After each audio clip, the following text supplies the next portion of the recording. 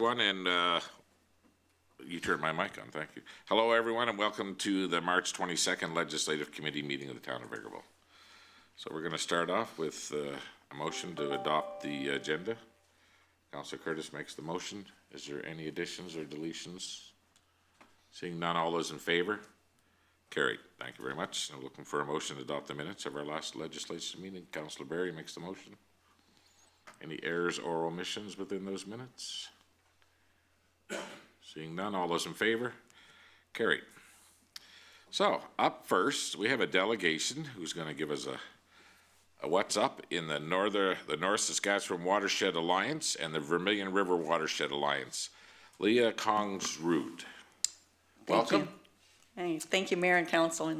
And yes, I really appreciate coming to the council meetings again. The last couple of years, we've done a lot of Zoom meetings. This is actually only my second in-person council meeting, so bear with me if I'm a little bit rusty. But my name is Leah Kongsrud. I'm the Executive Director at the North Saskatchewan Watershed Alliance. And really, what I want to talk to you about today is a little bit about the North Saskatchewan Watershed Alliance, or NSWA, and especially about the Vermilion River Watershed Alliance, which I'll refer to as the VRWA. So often after municipal elections, we do a real push to come out to the councils to introduce some of the newly elected people, as well as refresh some of the older councillors about what we do across the watershed. So first I'll talk a little generally about the North Saskatchewan Watershed Alliance, and then I'm going to focus a lot more just on the Vermilion group. So next slide. Thank you. So I wanted to just start with a little bit about the landscape. So we talk a lot about watersheds. And so what is a watershed? A lot of people think it is just the water body, such as the Vermilion River or the Sturgeon River. But it's actually all of the land that drains into a water body. So for the North Saskatchewan River, that area is over 57,000 square kilometers. So it's a very large area that eventually drains into the North Saskatchewan River. The river starts, we were just chatting about this with the Vermilion River, is the North Saskatchewan starts at the Saskatchewan Glacier in our Rocky Mountains. In Alberta, it exits the Saskatchewan border around Lloydminster. Of course, it doesn't stop there. Waters and watersheds do not recognize municipal, provincial, or international borders. It actually continues through Saskatchewan, joins up with the South Saskatchewan, crosses Manitoba into Lake Winnipeg, turns into Nelson River and goes into the Hudson's Bay. So it's quite a large watershed in Canada, and it connects a lot of us. So we do a lot of work as well with our Saskatchewan partners, and not so much with the Manitoba ones, but definitely with our Saskatchewan people, we do a lot of cross-working. Now, of course, our watershed is also in the area of the Treaty 6 and Treaty 8 peoples, and we're home to over 17 First Nations and other Indigenous communities. And if you look on the slide, you can see just in the southeast there is where the Vermilion Sub-Watershed is. So our watershed is quite huge. So we divide it up again into smaller sub-watersheds. So Vermilion is one of 12 of our sub-watersheds. So I did also leave a calendar on your desks, and what is really great about the calendar is that we have 12 sub-watersheds, there's 12 months, so each sub-watershed gets a photo. And a little bit of information just about watershed and watershed science is included in each month. And I have to mention that today is World Water Day. So it is International World Water Day as designated by the UN. And actually right now there's a 2-hour webinar on that is being hosted by the 11 other watershed planning advisory councils across the province. And we were lucky at 8 o'clock this morning, Minister Nixon actually provided us with a recording welcoming everybody to the 2-hour webinar. So that was really wonderful. So besides the North Saskatchewan Watershed Alliance, as I mentioned, there's another 10 groups like myself for the Peace, the Athabasca, the Old Man, the Battle. So all across Alberta are groups like myself. Next slide with the area on it, please. So the Vermilion, it is, as I said, one of 12 sub-watersheds, and it is about 7,500 square kilometers, and it drains about 13% of the entire watershed. The river, it starts at around the village of Holden and flows east to where it meets the North Saskatchewan at Lee Park. Can we go to the next slide? And the next one. There you go. So that's the picture. So again, does anybody really know where the Vermilion starts? I'm not sure, but it is around the village of Holden. And the Vermilion is a prairie-fed river. So what does that mean? It means that it doesn't get its water from glaciers or a lot of snowmelt from the foothills. It gets its precipitation from rain and whatever is on the ground after the end of winter. So very different type of river.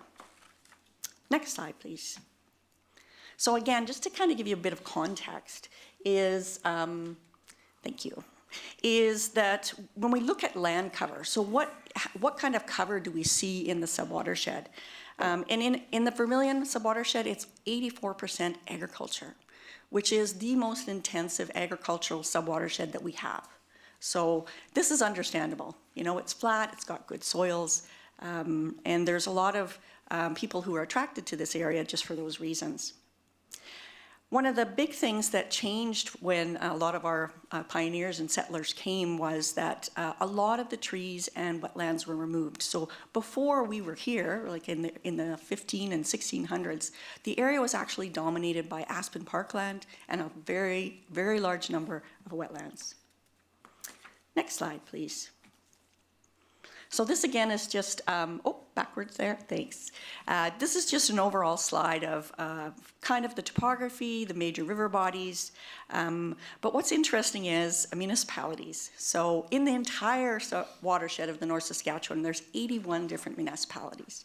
For the Vermilion, there is 9 different counties, 11 towns and villages. So we work with a lot of municipalities, so it really is kind of gives you a little bit of context. And the town of Vegreville, of course, is located in the west central portion in there. So now you've kind of got the landscape in mind, and you're going to have a good sense of kind of the scale and how you fit in. How do we manage watersheds? Next slide, please. And that's where the NSWA and the VRWA come in. Next slide. But I wanted to go back a little bit and talk about a little bit of the history. So why are there watershed advisory councils like ourselves even exist? And that actually goes back to the early 2000s when there was a series, probably 2 or 3 years, of really severe drought. And Albertans at the time really lobbied the province, what are we doing about our water? The other thing that was happening was the crisis at Aquatic happened. So where our drinking water supply was contaminated and there was deaths. So again, Albertans were worried, you know, what are we doing about this? Okay, if you go on to the next, we should get some, and the next one. Thank you, and the next. So, so what the province did was it actually developed a strategy. It's called the Water for Life Strategy. And it was created in 2003 and still exists to this day, which is unusual for a provincial type of strategy, as you know. But its purpose is really fundamental to all Albertans. A safe, secure supply of drinking water, healthy aquatic ecosystems, and a secure supply of water for industry or agriculture. So for a sustainable economy. So there's actually 4 partners for the Water for Life strategy. So rather than just create, say, a new government department, Water for Life government department, they did something unusual. And I think that's really one of the reasons that this strategy is still here today, is they created arm's length nonprofit groups to manage this strategy. So the larger group is the Alberta Water Council. And you might have heard of them. They are a nonprofit arm's length group, similar to NSWA. They're run by a board of 26 different members of sectors from all across the province, including rural municipalities, urbans, large and small, agriculture, oil and gas, all sorts of sectors. And they look at provincial-wide type of policies that relate to water. So you might have heard of the wetland policy. So that was developed over a 10-year period by this larger group, giving advice to the government. And then the second major group is ourselves, like the Watershed Planning and Advisory Councils. There's 11 of us. Again, nonprofit, arm's length, we provide advice to the government.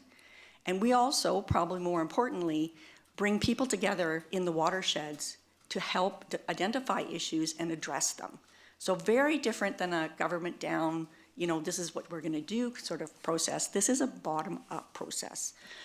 And the Vermilion River Watershed Alliance is really a great example of this. Next slide. So watershed planning is a bit complex because it's not only about water, it's about land. Most importantly, it's about people. And then probably not so fun, it's also about policy. Okay, can we go further? And the next one. And the next one. It's a little bit harder when I'm not pressing the buttons. Okay. So in this way, really, what do? We really bring those pieces together. So that's what we do. We go out to areas, typically, we're based on our sub-watersheds. We talk to people. And why municipalities is because you guys are the land development authorities. And what happens on the land really is reflected in the water, whether that's water supply, drinking water, or healthy aquatic ecosystems. So municipalities are really kind of our hub that we work with. Next slide. And the next one. So how we do this, so our watershed is huge. As I said, 57,000 square kilometers. How do we tackle, you know, dealing with watershed issues?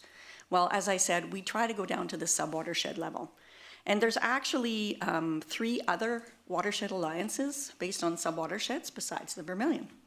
There is the Headwaters Alliance, which is actually the Modeste and Strawberry sub-watersheds. But in real language, that means people from Rocky Mountain House, Drayton Valley, Devon, Leduc County. So it's kind of that area there.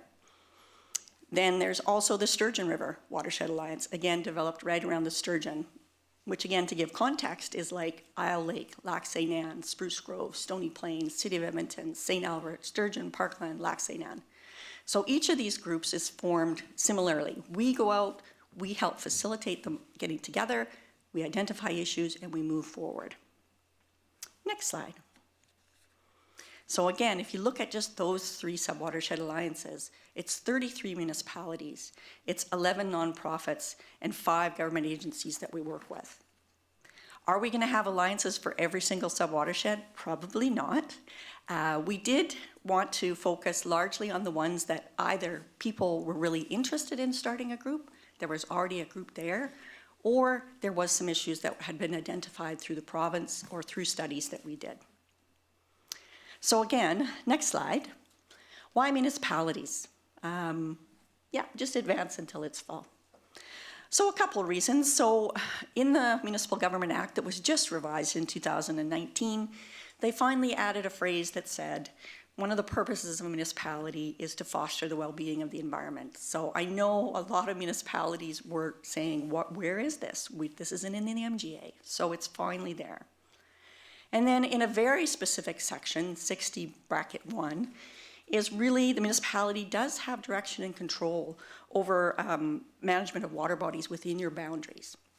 Yes, there's overlap with the province and the feds and sometimes other agencies, but municipalities definitely have authority over water bodies. And you guys are land managers. So you guys are the ones who use legislative planning processes like your municipal development plan, your land use bylaws, to really kind of give direction on how you want the land to be treated and developed. And also, you guys know your areas. You have boots on the ground, you know your people, you know what the issues are. So it's always very important to go to the people who know what's going on. Next slide. So the formation of these sub-watershed alliances really came about, one, where there is interest, but also based on a report that was done by the NSWA in 2005. And it's called A State of the North Saskatchewan Watershed. And it is really, in the province, there is a watershed planning framework. So the government does give guidance. And one of the first things they say is you should do a state of report, which is really saying, what do we know about this watershed? What data is available? What issues have we identified? And probably even more importantly is what data gaps are there? So that's what the group did in 2005. And one of the things we found was, as we looked at each of the sub-watersheds, is that the Vermilion, it was rated based on poor, fair, good, and excellent. Vermilion was poor, and largely because, one, there had been a lot of wetland drainage, and two, there was not a lot of information. We were just a huge amount of data gaps for the Vermilion Sub-Watershed. So, next slide. So what happened with that? There was already a group of people who were meeting, perhaps not around, watershed planning per se, but there was a group meeting around watershed issues, and it was largely related to some flooding issues. If those of you remember, 1974 was a big flood year, and a lot of things happened after that. So there was a lot of flooding concerns. But this group actually evolved into the VRWA, and here you can just see, our board, and it's a nonprofit society as well. There's 5 counties, 3 towns, a village. We have Alice Canada, which is Alternative Land Use Services, Ducks Unlimited, the Holden Drainage District, the provincial government, the federal government, and academia, Lakeland College, and also just agricultural producers. So the NSWA works with the group to move things forward. And so what is moving things forward? Next slide. So one of the first things that the group did was said, we need to do an updated state of the watershed just for our sub-watershed because we think there's more information, we have better ideas about what's going on.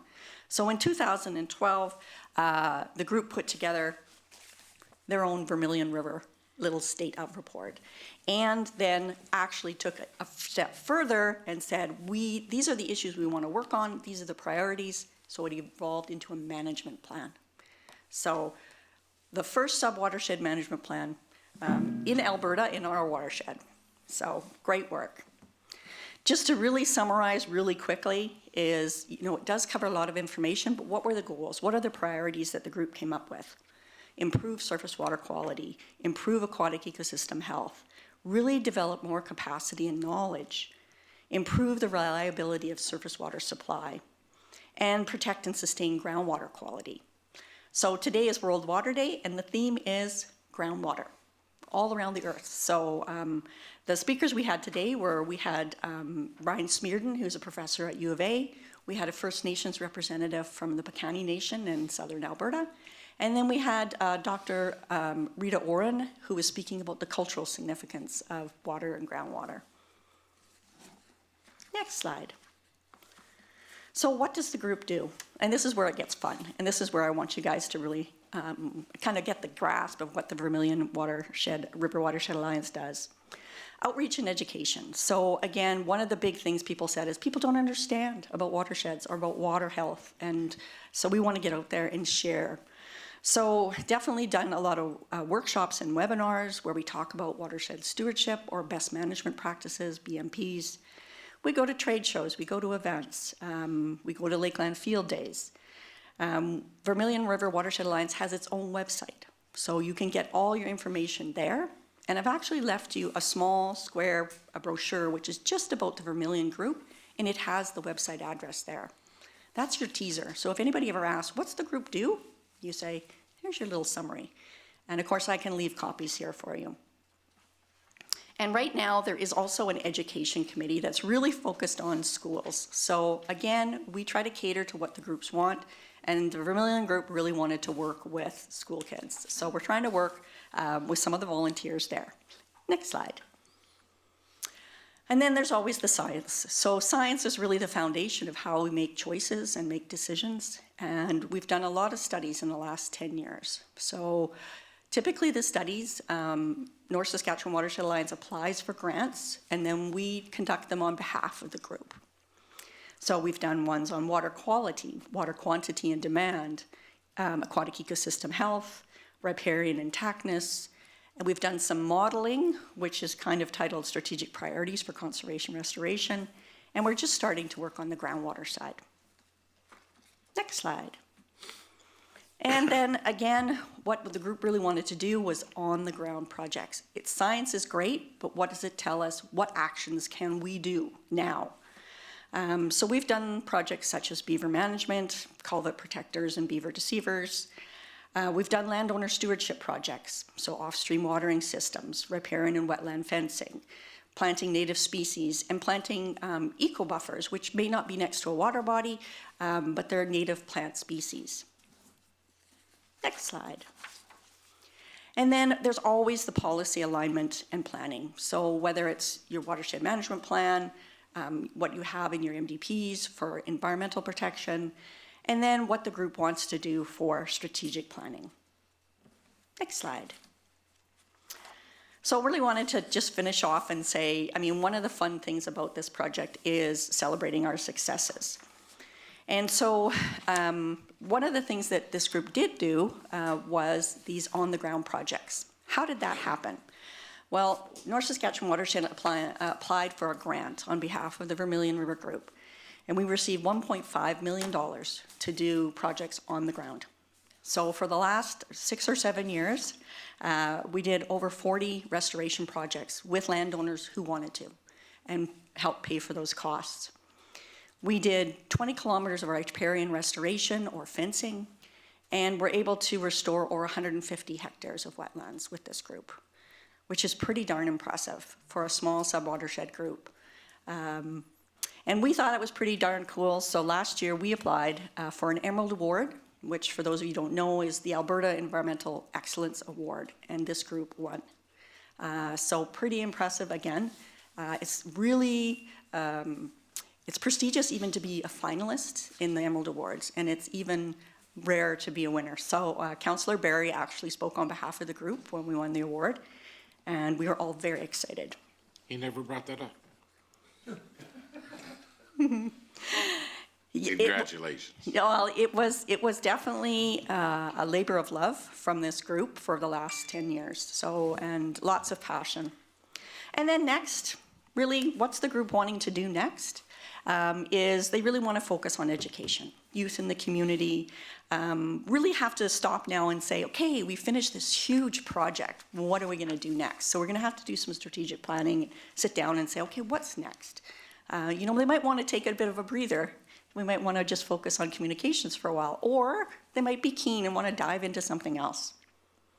And then water quality monitoring. We really want to keep working with Lakeland College to keep up this water quality monitoring program, because how are we going to know if what we did was successful if we don't monitor?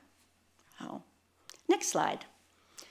And just to give you a high-level overview, I mean, obviously we do a ton of work in the watershed, but just some things you might be interested in is we have what's called Watershed Wednesdays. So first Wednesday of months, typically February, March, April, then September, October, November, is we have a 1-hour webinar at lunchtime. It's Zoom since COVID, and we've had over 16 of them since COVID came in. 2 speakers, 1 hour, lots of really interesting conversations. The next one is on April 13th, not the first Wednesday because our speaker was not available, but it's on invasive aquatic species. So if you're ever interested in flowering rush, you know, goldfish, carp, zebra mussels, we're having an overview from the province. Nicole Kimmel is the expert, so she's going to talk about that.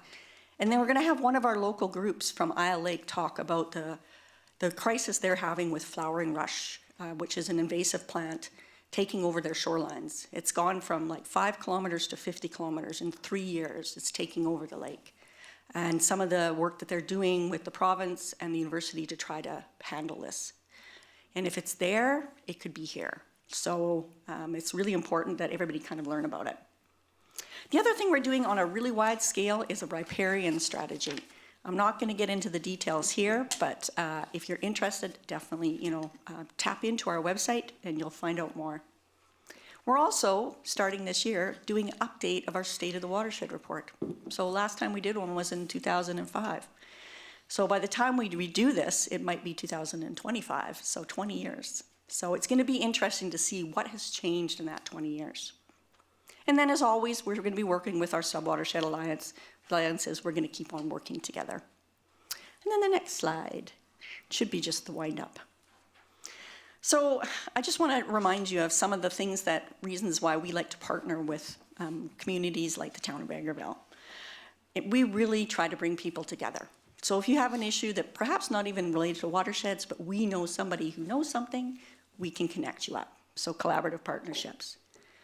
We're able to apply for grants on your behalf. So as a nonprofit, we can apply for a lot of provincial and federal grants. And so as much as we can, we actually have no problem getting grants. We've got over $3 million worth of grants in the last 5 years. The only thing that's holding us back getting more is that I only have 4 staff. We can't manage that many more grants. But at one point, we had 3 federal agencies phoning us and saying, can we give you $4 million? Can you do some work for us? And I had to say no, because I don't have the people to be able to manage it. Unfortunately, they don't allow hiring staff as part of their grants. So you guys know that. Operations, no, you can do special project, but we won't let anybody do it. And then we have knowledge. So I have some great staff. I have a PhD who is the coordinator for Vermilion, Michelle Gordy, and Marianne Shane as masters as well. They're really smart. They know a lot more about watershed planning than I do. I just make sure that they have the resources they need so they can get the work done. So don't forget to take advantage of us. Next slide. And of course, education and awareness. So as much as I said the Watershed Wednesdays, we are having our annual general meeting in person, which is the first time in 2 years. If you haven't been to one, we hold it at the Old Timers Cabin in Edmonton, which is kind of on Connors Hill. It's a historic log building. It's a beautiful location. And we usually go from 9 until 3, have a bit of lunch, some speakers. It might be a good chance just to get back and connect with people again. And it's always free. Everything we do is free. Even when we had our in-person educational forums, it's always free. So that's important. We need people to get to the information so they can do things. And then lastly, I just wanted to say is that we're also hiring summer students. So Councillor Barry understands this. In the summer, you guys have free people to come to your events. So if you have an event you want us to come to, we have a wonderful tent. We have the great students. We have handouts on watershed science, games we can play with the kids. We even go to villages. So I told the village of Holden last night, I said, do you guys have a parade every year? And they're like, yeah, it's June 11th. And I said, we'll be there. We'll bring a banner, the students will come, they'll bring candy. So we try to go to as many as we can. We only have 2 students though. So if you have something you want us to attend, just let us know. And with that, thank you for your patience. I know it's a lot to digest. I hope you enjoy your books that I've provided with you. If you want any more, just let me know. It was just our 20th anniversary. We're celebrating, so we'd like people like you to hand them out to as many people as you can. I can mail out a box or I can send the students. They're great to give out to residents, you know, if there's a contest or somebody celebrating an anniversary or a special event. So the more we can get them out, the better. Right? Okay, does anybody have any questions for you? Well, I do. Great. Where would you say from the 2005 study when we got a poor mark, just off the top of your head, where do you think we might be today in the Vermilion watershed? That's a good question. I would say probably notched up to fair, just because of the amount of studies that we've done and filled in the data gaps. So now we're doing a lot better. Definitely on the data gaps. It's tough. If you have 80% of your land agriculture, that's a lot of impacts on all the watersheds, the riparian areas, the rivers. So it's not likely that Vermilion will ever be excellent. I don't think a lot of sub-watersheds will get to excellent. But even just the work we've done, I think on the ground, has made a difference.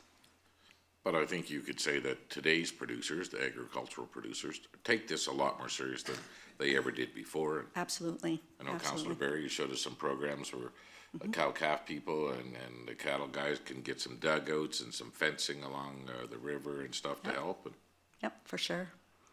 Yeah, I mean, my parents homesteaded south of Riley, or my dad's parents, and it was part of the deal, right? Is you got a quarter section of land, but you had to clear everything, right? A certain amount before the end of the year, or you lost it. That was the thought process back then. Nowadays, we'd think, oh no, leave some of the vegetation for like a wind buffer or along the water bodies, just to maintain things, control floods. Leave that wetland, because otherwise your farm field's gonna flood. So we've come a long way since then. Okay, well, there's no other questions. I want to thank you. It was a very informative, oh, sorry. Go ahead, Councillor Berry. Thank you, Your Worship. I just wanted to thank you for all the work that North Saskatchewan River Watershed has done in providing support to the Vermilion River Watershed.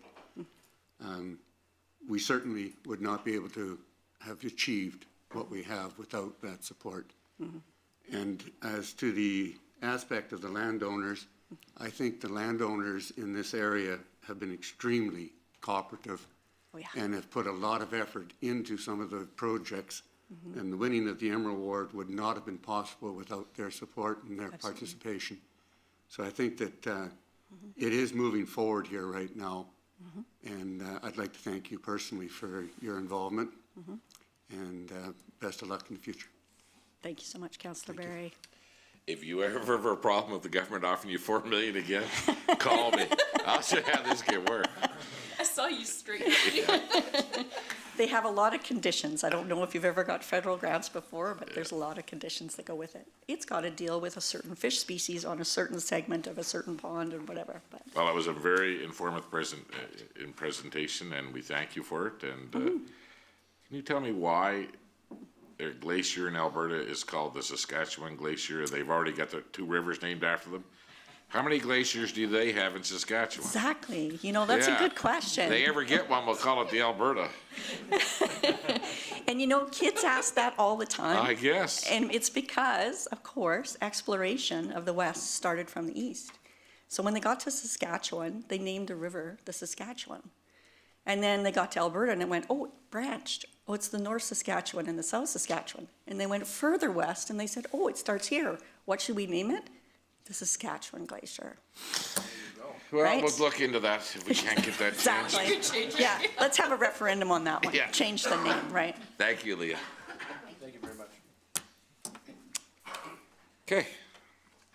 Moving on, I guess our 4 o'clock, we'll just wait till they get here. So we'll move on to Director Rowe, and we'll start the traffic bylaw. Thank you, Worship. So what I have here in front of you is a copy of the draft bylaw number XX022, known as the Traffic Bylaw. Also, there is a memorandum attached. So at the legislative meeting of January 24th, 2022, Town Council tasked Community Services that with more research be conducted on the process of changing the speed limit in back alleys within the town of Vegreville. Brownlee LLP was consulted on January 25th, 2022, and in their opinion stated under Section 108 of the Traffic Safety Act, municipalities are allowed to prescribe different speed limits. The town of Vegreville can either enact a new bylaw setting speed limits in municipal back alleys or amend the current traffic safety bylaw. Municipal enforcement has reviewed the traffic safety bylaw and found no other sections requiring revising.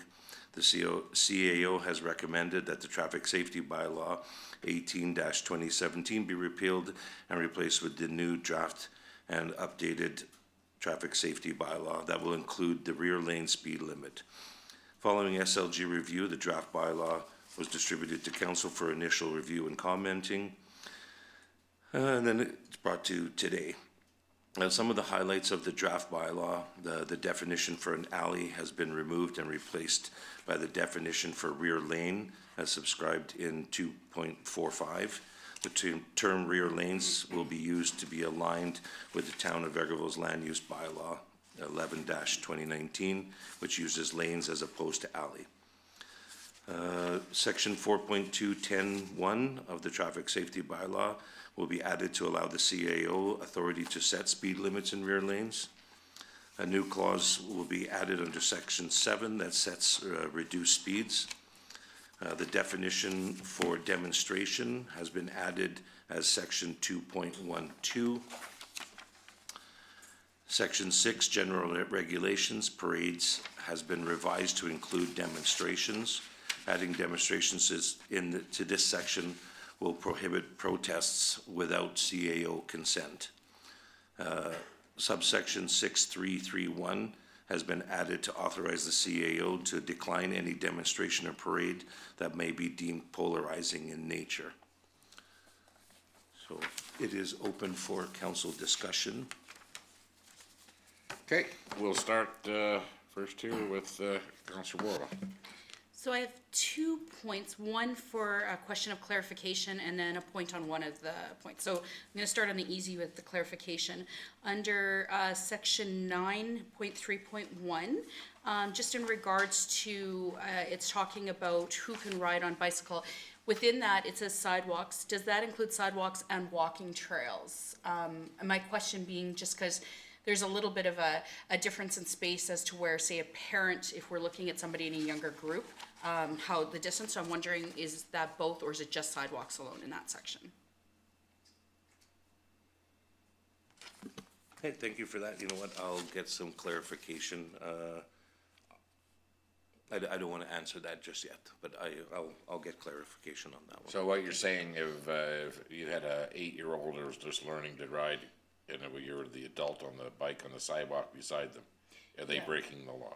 Yeah, so what I've seen is like, it would be very easy, the sidewalk is very close to the road for most cases when riding a bike, say you see a little one and an adult, they're kind of along. Where we look at our walking trails, which would be more say like by the ODR, there's quite a distance between where the roadway would be and the walking trail. So that parent would be quite far. So I guess I'm just wondering what the implications, whether they would be close. So that's that clarification. And then my next one was a concern to share with another section. So my concern when reading through it was with the section 6.3, and that we just want to pull it up here because I have it all highlighted. So 2 parts to it come to concern for me. So the first one was in regards to saying in 6.3, any person desiring to hold a demonstration parade within the town will make an application to the CEO at least 14 days before. So the reason I'd like to flag this one is just in past, we have already seen where these come up a lot quicker. So I'm wondering what safeguards we put in place. For example, the one I would use would be the Support Ukraine rally that came up. That would fall into a demonstration. We only found out about it on Thursday and it happened on the weekend. So a lot of these types of demonstration items come up very last minute because they're usually in response to sometimes to incidents. So I'm just wondering what we can put in place for that, because I hate to put through a bylaw and then be in essence constantly not following our own bylaw, which is one of the things. My second concern though, and probably my larger concern, is with the 6.3.3.1. The CEO reserves the right to decline demonstrations and parades that are polarized in nature. So the reason that I'm bringing this one forward is I don't have an issue with us developing a process for permits. I think that there may be a very good need to develop a process for permits, but I completely caution in having the word polarized, because polarized by definition is any subject that can be divided into 2 opposing opinions or beliefs. And my cautionary on that is literally almost all of the demonstrations that could come forward to us. And I will use the simple one that we just used, which was the Support Ukraine. While the majority of us absolutely support the efforts, there in truth is other people who are asking not to go forward with support. So by saying anything polarized, if we are actually following that regulation, we would be excluding almost everything. As well, by using the word polarized, we have included parades. We had an ask just last year to consider a group that's looking to, advance recognition support for their group. We flew a flag for them. In future, there could be an ask on a parade, possibly. By again saying polarized, that becomes an issue that we would then basically, we can't pick and choose which polarized, or we really would be doing that within the community. And so I don't like that section. But then I'm a bit of a research person, and so I went and pulled what the legal is in regards to demonstrations. So a demonstration is listed as an act by a mass group of people in favor of a cause. So there can be legal and illegal demonstrations, which would of course be whether a community has a bylaw for a permit, and then that's where that comes into place. So my concern is this. First of all, I never want us as a community to jump into any constitutional type of talks. So everyone does have a fundamental right for peaceful assembly, but we also as a community need to do what we can to protect other people's rights to not have their businesses impeded and those issues. So in reviewing what I found with legal, it does say that whenever a community puts in a bylaw, so essentially what it says is whenever these freedoms are restricted because of government action or policies, for example, laying of charges, or through in effect a municipal bylaw, charter rights are engaged. Now, it goes on to say that that's a normal practice for municipalities to have bylaws, and that's defendable in court, of course, because your reason for the bylaw for a permit would be to, to protect other rights. But if we go further into it, in Alberta particularly, under the authority of the Municipal Government Act, municipalities have passed bylaws that address activities related to protesting or demonstrations. Other provinces have similar authorizations. These bylaws may not be passed directly to control protests, but they may affect the where, when, and how people can protest. So my issue with that is I also don't think that people should be able to just come in to protest. I think that having a permit for it would be possibly a good idea. But when we talked about this bylaw, it was simply about being able to add the speed limit. This is a much deeper conversation. I think it would require us to have a big talk about what we're wanting out of it. And I wouldn't support anything that is polarized where we're deciding, because I don't believe we have the ability to decide what we can protest on or demonstrate on. We have the where, when, and how, which I'd be more than happy for us to have a deeper conversation on, because when, where, how is important, how long, where. Certainly a municipality can have a permit that says they have to apply to the CAO, and depending on the scope of what they're putting in is where we would tell them where it would be, but I'm not comfortable with us saying that we would be able to decide what topics can be discussed. Thank you. Okay, thank you, Councillor Warwa. Okay, go ahead, CIO Chris. Thank you, Your Worship, and appreciate those comments, Councillor Warwa, and appreciate you doing some of that research for us. I'd like to start by just maybe letting council know what our general strategic intent with putting that in the rewrite was. And I think it comes down to, some of the things that we've seen in the media and around over the last few years in terms of how some protests and assemblies have gone. So, and I'd like to start with that by saying, that the roadways, in the context of the traffic bylaw here, the roadways are generally intended for the free and unobstructed movement of traffic. And increasingly, we're seeing tactics by protesters and demonstrators to, obstruct the roadways as part of their tactics in attempting to get their message across. And certainly, I fundamentally believe in the right to peaceful protest and get your message across. But there's a distinct difference between somebody who wants to, peacefully and properly stand on the sidewalk with a message to be read by passing motorists versus, 20 people laying down in the middle of the roadway and obstructing traffic until their messages are heard or addressed. And so that was, one of the pieces of that, that section that we were hoping to address.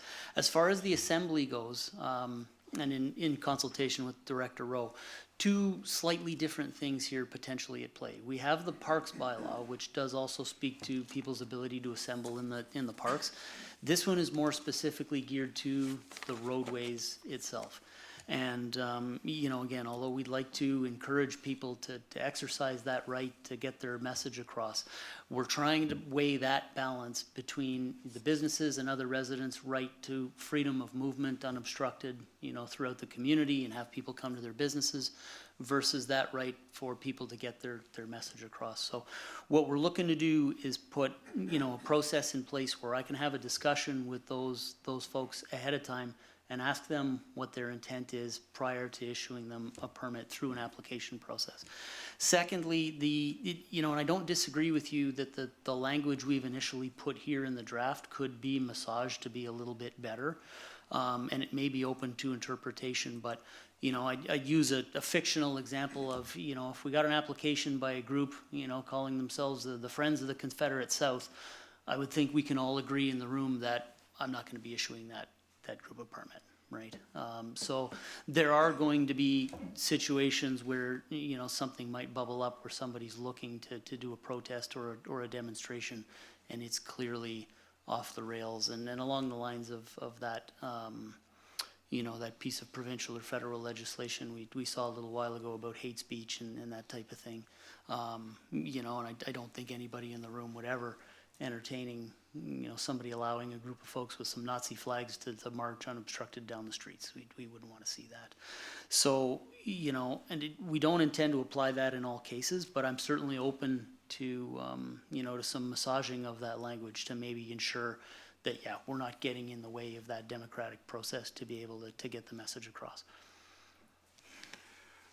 Okay, Councillor Berry. Thank you, Your Worship. I appreciate both sides of this conversation that's going on just right now. I can see part of it here when one is talking about obstructing a roadway, but I think in many cases, much of the other language there goes beyond what would be appropriate in a traffic bylaw. If we're looking for permits for holding a demonstration, that is quite different than just holding a parade, which is on the traffic. The demonstrations can be in the park. So the permit there, I don't think is really permitting through a traffic bylaw. So I'm thinking this whole thing has to be massaged as to if we're actually wanting some control for permitting through demonstrations and or parades, that it should be in some other form rather than a traffic bylaw.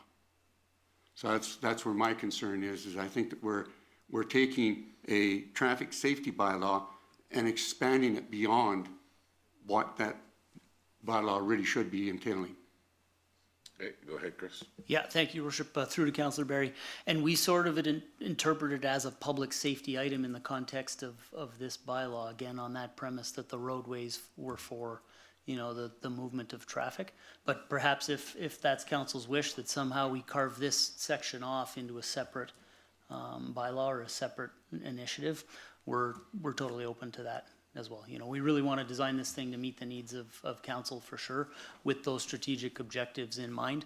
And again, the intent of this was not to infringe on anybody's rights in any ways, but as Councillor Worrell indicated, you know, really for the municipality to put some guidelines on there and say if there's a message that the community or a group wants to get across, there's a way to do that that doesn't infringe on somebody's rights in another matter. So, yeah, open to suggestions here, folks. Okay, before we go to Director Rowe, is there anybody other comment from council right now? Councillor Rudy, do you have anything? No? Go ahead. My one comment would just still be on the 14-day as well. I guess, as Councilor Rowe said, something may come up, and I don't want to put a staple on that. That would be my one comment. Okay, go ahead, Director Rowe. Okay, first, thank you for 6.3, the timelines. Yes, we can certainly adjust that. And like CO Leggett had said, the Parks and Open Spaces bylaw also has a demonstration and parade component to it. So if somebody, and it's very specific to Pesinka Park, where if we were going to have a demonstration, that is most likely where it's going to be, as opposed to a small neighborhood park. But in the context of the traffic bylaw, it doesn't state that, you know, with approval, they could block off two parts of the road and have a parade or have a demonstration. The context behind this was that the town had some ability to, and I don't want to use that word control, but it may take some public works barricades. It may take some traffic control on behalf of the town, and to have that ability to manage those. Again, it's not about taking away any right.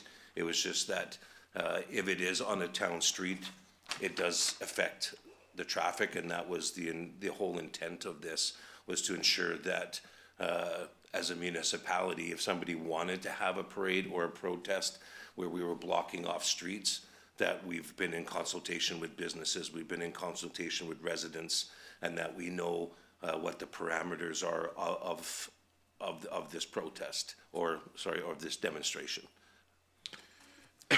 Okay, so right now, we don't have a permitting situation. Somebody wants to have a parade, they don't come 14 days early, they don't ask to have a parade. If they want to have a rally, they come and ask for us to close down a certain part of the road. I mean, it happens to us all the time. They want to have an outdoor hockey game and stuff like that. but have we ever been approached to have a protest or a demonstration? No, we've never been approached to have one. I don't believe in my time that we've ever stopped it. So there have been a couple of demonstrations in our community, but we have never stopped it. But we also knew that, and through discussion, we had the parameters that this is what was going to take place. And if it meant blocking off a road, which we did in front of the town office, I think in 2019 or 2020. That was the idea, was that it was a demonstration in front of our town office for a legitimate goal, but that's where the parameters of it were, and as a town we knew that this is what it was going to happen, that it wasn't now going to turn into 7 blocks of that same thing that now is going to create greater barriers for the municipality to operate and to businesses and the motoring public through our community. Well, and I know that we need to always take into account what the business is and how it's gonna affect them. But really, to determine what is polarizing and what we deem a good protest against a bad protest, I mean, if it's polarizing, I mean, not too many people are gonna have a protest in support of everything.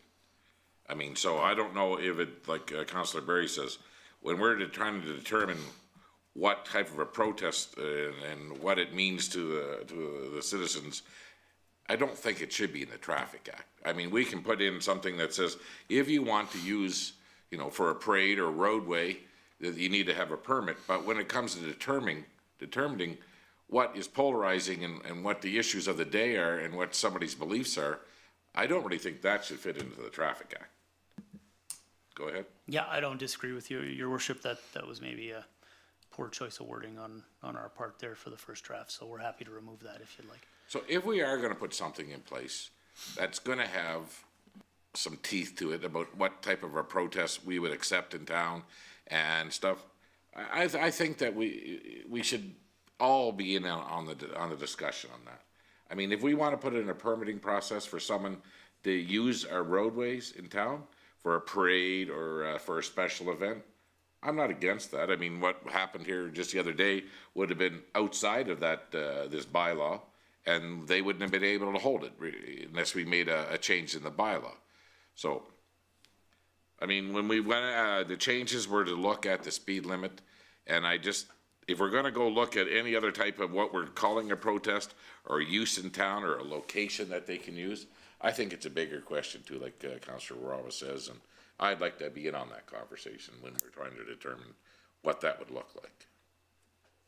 Go ahead. I'll be very brief there. And I think that you brought up a great point in the fact that there needs to be something in place because, and I would be fully supportive of a permitting process that we went through that did absolutely stipulate that they have to bring forward what the nature of it is, that it would be something you'd be able to look at, that we would maybe have discretionary as the CEO as to where then it's approved, just like it is in, I'll use a big city like Ottawa. Even Ottawa, when groups come in, they're supposed to negotiate first as to where they can go. I would totally be in favor of that, and then being able to decide where's appropriate based upon the type of activity. And for sure, the duration, so that it's not, causing extra problems for the business. So I think there's a really great process that could go there. I just don't think it's here, and I don't like the polarized part. So I would be comfortable if we were taking it on and possibly looking at a bigger portion and leaving even within here, just saying the subject to a permit and then developing that process. So does everybody sort of agree to those changes, that if we put it that way, subject to a permit? So that somebody, whatever they're, oh, sorry, go ahead, Councillor Bullock. Okay, 2 parts. Anyways, just the context of this conversation where it then shows that it shouldn't be in a traffic bylaw, just the way it's went here. So, yeah, I'd like to see that removed from here. Secondly, going back to the traffic bylaw, 2.3, bicycle means any cycle propelled by human power which a person may ride regardless of number of wheels. Also on the bike trails and stuff like that, or on the walking trails. Now we have the issue of power bicycles. So, and there's in the Alberta Transportation, it states what a power bicycle is. We don't address a power bicycle anywhere in here, which is an electrically assisted bicycle. So I would just like another point added there. I think should be added in, like let's say if you moved under 2.3, 2.4, a power bicycle, maybe just something to look in there. It's something just simple to add in there, and it's already in Alberta transportation. So it's just something else. That's it. Okay, go ahead, Chris. Yeah, thank you, Worship, and thank you, Councillor Bullock. We can definitely look at those. I'm aware of those too. The market for those electric-powered battery bicycles is certainly growing. Some of them can achieve some pretty high speeds, so yeah, it might be a safety issue there as well. So yeah, just and I'm totally comfortable with what council's recommending. So are we to take it as a consensus council that we should bring this back, carving out the language around around protests and permits right now, and we can draft a separate bylaw for that issue? Is everybody good with that, Council? You are. Councillor Riddick, what are your thoughts? You're shaking your head, yes. Okay, thank you. Okay, so we'll make those changes and do a little research on how these powered or electric assisted bikes, what their capability for reaching speeds would be, I guess, or what we would tolerate. Okay, so we're good on that. So we're gonna move to another delegation. Ken Allen is here, and Ken is with the Friends of A.L. Horton Elementary School. And welcome, Ken. Long time no see, my friend. Yes, indeed. Thank you very much, everybody. Not here to talk to you about library stuff for a change. So I'm glad you didn't read that into it. That's terrible. Oh. Anyway, so I have a little handout for you here. I did have a PowerPoint presentation done up to. I'm not sure if it's really feasible for us to get that up and going or not. Thank you. Or you can just listen to me blither for a few minutes and we can go from there. Your choice. All right, very good. Thank you, Chris. Nice to meet you, Chris. Me too. Okay, sounds good. Just a second. There you go. Handouts. How you doing? Good. How are you doing, Dale? Good. There you go, Phil. For those of you who don't know, Ken used to be employed at the library. He was the manager, the librarian, and he's moved on to a bigger role in libraries with the province. I have indeed, yes. Let's see, is this, everybody hear me okay? I'm not being too, oh, good, that didn't take too long at all, very good. Thank you very much. So, good afternoon, everybody. As Mayor McPhee said, my name is Ken Allen. I'm here today with the Friends of A.L. Horton School Society, and we are here because we are having playground issues, or need to replace our playgrounds, basically. So you can move on to the next slide there. So we are looking to replace our playgrounds. All three of the playgrounds at A.L. Horton School were built back in 2000, and they have given us the school and the community many years of useful service, but they are going to be nearing the end of their life within the next 2 to 3 years or so. I don't have all the exact dates in front of me, but I do know that all of the playgrounds are going to have to be replaced. Playground replacement isn't funded by Elk Island Public Schools. It isn't funded by the province. And yeah, it looks, as you can see up there, all three playgrounds are scheduled for removal in the summer of 2023. So we're kind of coming up against a bit of a deadline to get our playgrounds replaced. Next up. So yeah, the playgrounds are, they've seen a lot of use. They're used by over 300 A.L. Horton students. They're also used by other school groups within the community, early learning programs. There's a couple of out-of-school care programs that are run out of the school as well, before school and after school care. They make use of the playground. And of course, community members who want to come by and use the playgrounds. I know my sister-in-law used to live at the apartments near the playgrounds. She used to take her kids there all the time to go and play in them.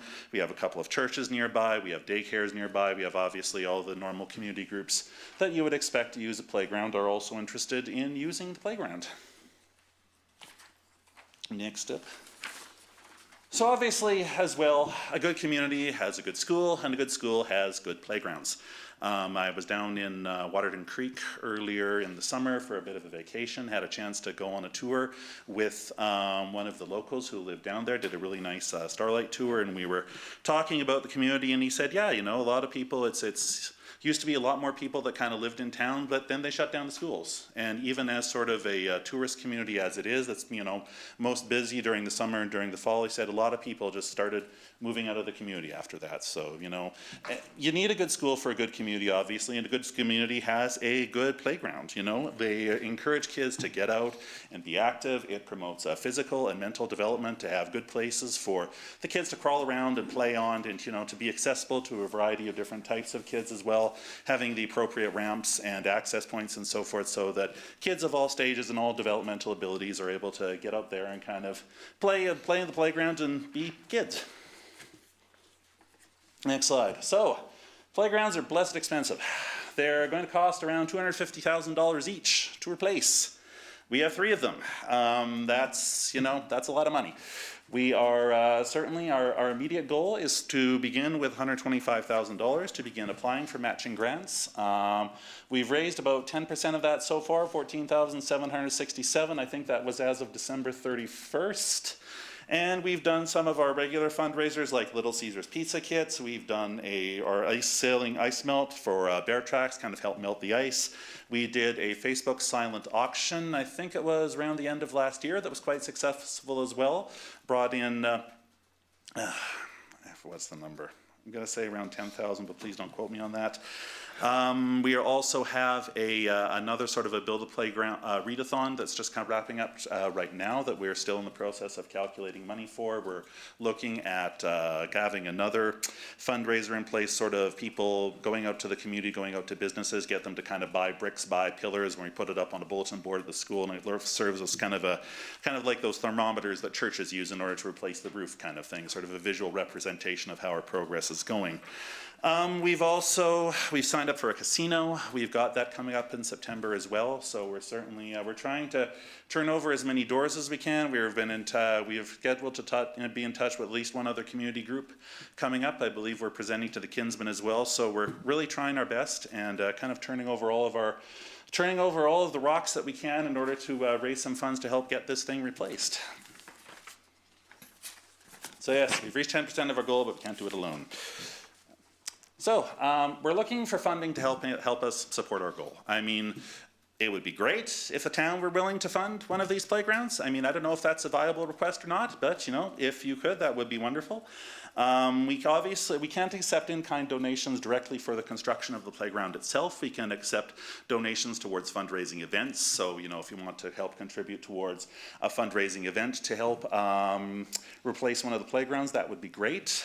We can obviously issue tax receipts. That's probably more towards other organizations than you folks. And we don't really have any models of what the playground is going to look like yet. The tendering process through Elk Island Public Schools requires us to go out and kind of raise the funds so that we can apply for the matching grants. And once that's in place, then we start going through the process of getting models in place, getting tendering process, finding out what that looks like. That's the process that Elk Island Public has asked us to follow us. We're trying to work in partnership with them so that, you know, we have playgrounds in place that they're able to service, that they're able to kind of support over the course of its life for, you know, the next 20 years or so.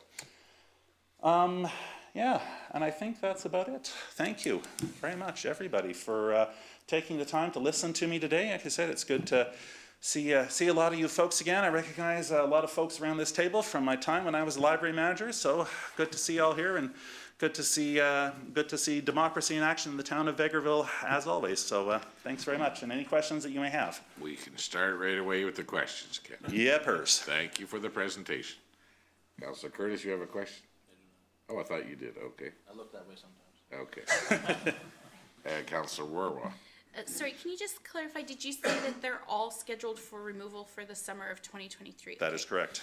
And I know it's really hard when they're asking you to raise the funds ahead of time, but have you guys put together like this is priority 1, or if you didn't raise funds, are you considering joining together? I know it's tough to say what the rendering would look like, but are you looking at it all as being phased, as in we may do this one and then the following years, even though they're all coming out, or you're really looking at what can you do within the money you raise at the same time? Right now, our focus is trying to get that money in place to replace at least one playground. I mean, we realize that this is a big old hill to climb, And, especially for a fund, a Friends of the Library group like ours, this is a big hill to climb. So we're certainly trying to focus on, getting at least one playground in place so that we have something in place for the kids to have some activities on. If they have to share it for a while, maybe so be it.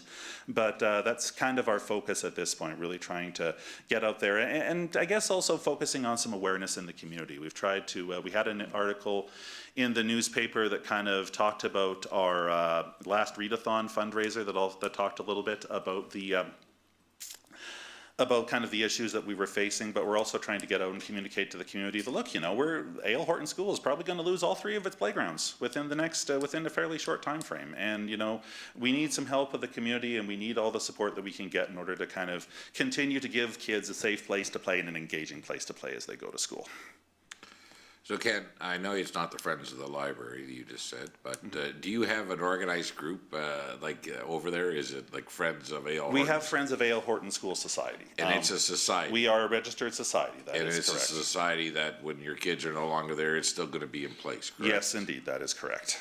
Okay, so it's really hard for a municipality to pick and choose who they, Yeah, I know. because every other school run I right know. back to us and stuff. But we have Had to ask.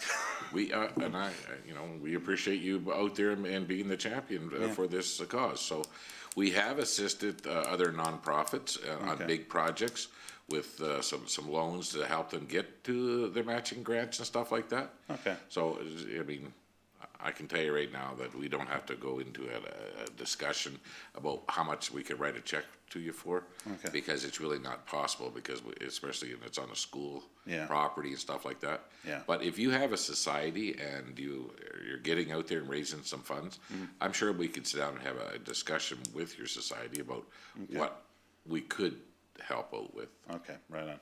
Yeah, I can certainly, Dana Ambrock is the chair of the society. She was supposed to be here today, but maybe something else came up, who knows? But yeah, I can certainly, maybe we can set up a meeting with Sure. her and myself and, You'll talk to Phil there. yeah, I will, absolutely. And, because we're limited what we can do and what we are allowed to support and with taxpayers' dollars. and Yeah, stuff like absolutely. so. But yeah, we are a society. We are a fully registered society. We submit all the paperwork every year. And you guys are an arm's length away Yes. from the school board itself. Yes, yeah, we are not, yeah, we're a separate organization from the school council. We have some, common members between like the school council and the Friends group, but the Friends group is a separate organization. We're not part of the school. Okay, we got somebody online here. Councillor Rudick is at home, but she's not able to make it in today, but she has a question for you, Ken. Excellent, yes. Are you able to hear me? Yes. Okay, so my question would be, do you have a projected lifespan for the playgrounds? I know that I did the grant application for one of the playgrounds, and I can't remember which kid it would have been, so I'm just curious if they're all coming out at the same time. They weren't all constructed at the same time? So for that reason too, Yeah. do we know how far, if we're gonna have the same problem 20 years from now or 15 years from now? Yeah, I don't have that information in front of me, Tanine. I can probably go talk to the district, maybe talk to Carrie as well. They'd have a better idea of what some of those lifespanning options might look like.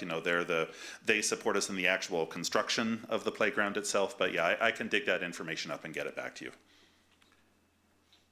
So I guess I'm just kind of wondering too, like, there obviously was some kind of process where they evaluated them and they didn't meet proper current codes or whatever. So for that reason too, just trying to be prudent and make sure that it's staged, that they don't all come to their best before date again in the future. Yeah, no, that's perfectly reasonable. And like I said, I don't have all those specific details in front of me, but I can talk to the folks at Elk Island. I can talk to the folks at the school here, and they'll be able to. Hopefully, they can help give us a better idea. I know they've been quite specific about saying, we need to go out, we need to raise the funds before some of those, models and projections can be put into place. But I can certainly bring that forward as a. Let me make some notes for myself here. I can certainly bring that forward as a concern and find out whatever information I can find out for you and bring that back to you.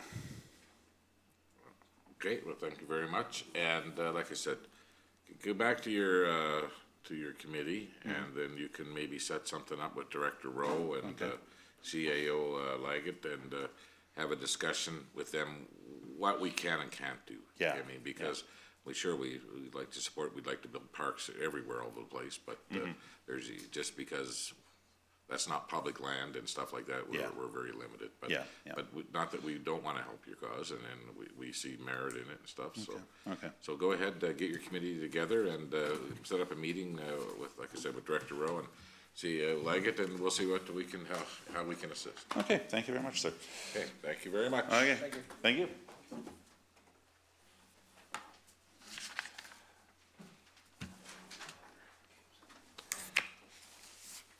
Ken, don't forget your stick. Oh, great, we have a Christmas stick. Oh, my stick, yes, excellent.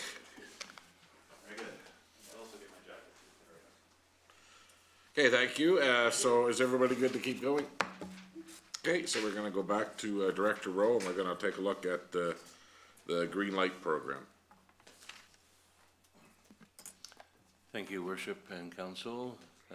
So I have a PowerPoint that was given to me by the Fire Department Committee that put this green light initiative together. Next slide, Jameson.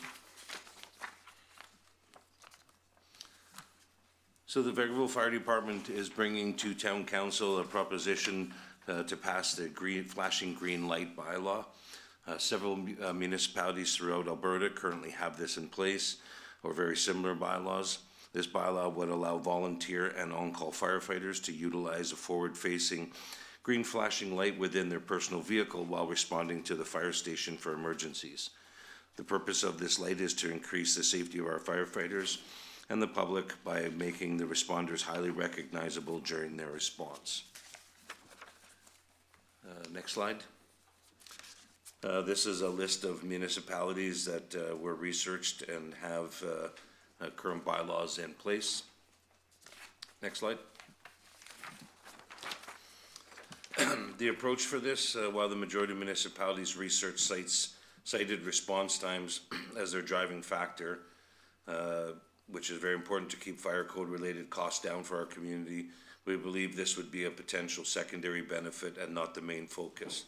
The main focus of this and goal is to increase firefighter and public safety by making the responders visible, accountable, and recognizable while responding to emergencies.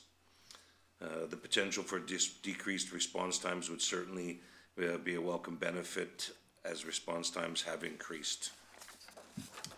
Next. How they would get this out to the public. The vast majority of the public would not recognize the meaning of the flashing green light in personal vehicles, and some of the campaigns that they would include would be social media, traditional media, roadway signage, billboard signage, and semi-annual PR campaigns. Next slide. The characteristics of the flashing green light. It must use light emitting diodes, so it's LED, and be fitted with an integrated light shield to reduce glare for the driver. The light must be installed with suction cups on the inner surface of the windshield without impeding driver vision. There's the dimensions there. Certain provinces authorize the use of flashing lights in or on personal vehicle of a firefighter. So green light in Ontario and Alberta, red one in Saskatchewan, and only in Nova Scotia they have red flashing lights for the fire chief and deputy chief. Seems a little odd that they couldn't make it recognizable, every province be the same. Like, I wonder if that guy's a firefighter or if he just stole that car with a green light. All depends where you're at. But uniformity would have been nice in this application, so, okay. Next slide. So this is their strategic and sustainability plan for this, but in the people, and they've referenced our core statements and innovation, community, enhancing the quality of life for our citizens, and making it vibrant. So I do have an attached memo. I believe it's on there too. So this This has been in discussion for quite some time, and the group has put together a lot of work on this. The Alberta Traffic Safety Act, Vehicle Regulation 122/2009, Section 28, allows for a municipality to pass through a bylaw authorization to on-call and volunteer firefighters to use flashing green lights in their personal vehicle while responding, to signify to the public that they are responding to an emergency. So it is allowed in the Alberta Traffic Safety Act. And again, the primary goal of this is public awareness and safety. Some of the key program elements of this, the VFD members with a flashing light may not operate a personal vehicle in contravention of any traffic safety act. So this does not give them the ability to run red lights, exceed the posted speed limits,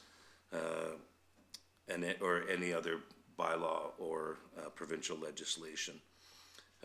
The members with a green light will not utilize a personal vehicle to drive directly to an emergency scene. So this is simply to get from their point A to the station to get on an emergency vehicle. Failure to follow this guideline will result in an internal review and disciplinary measures as required towards the member. Financial implications, the lights are about $50 a light, and will be provided to firefighter members that meet attendance criteria only. So not every member is going to get this.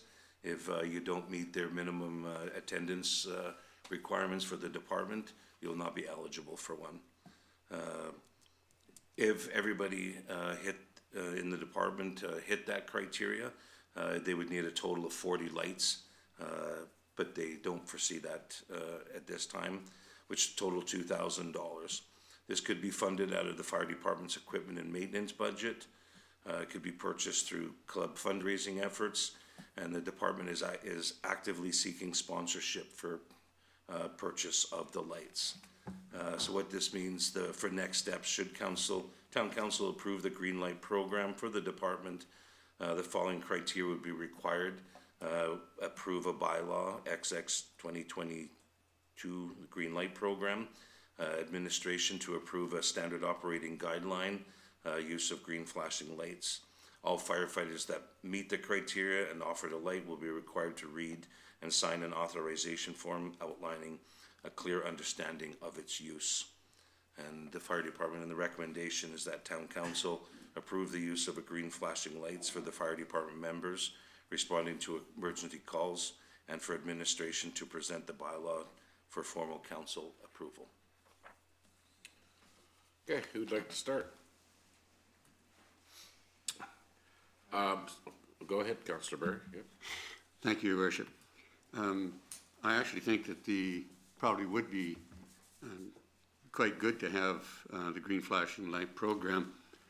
My question is, would this not potentially just be a section in the safety traffic bylaw that we're just recently discussing? Would we actually have to have a separate bylaw for it? Or could we just now incorporate this into the traffic safety bylaw?